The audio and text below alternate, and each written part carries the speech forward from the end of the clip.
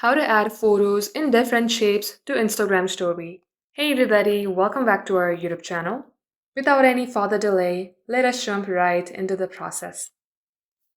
Start by opening up your Instagram application and get logged into your Instagram account. Now let's go ahead and tap on your story on your top left. As you do so, it'll open up your camera section. Now let's go ahead and add a background first. You can also take a black background. To do that, simply tap on the button. And as you do so, this is a photo. Now, in order to add multiple stories on top of it, all you have to do is tap on the sticker icon from here, and you will see photo. Tap onto it. That will open up your gallery section. All you have to do is tap onto it. If you tap more, this image will come in shapes.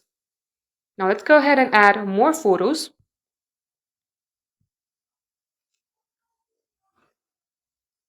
You can simply repeat the process.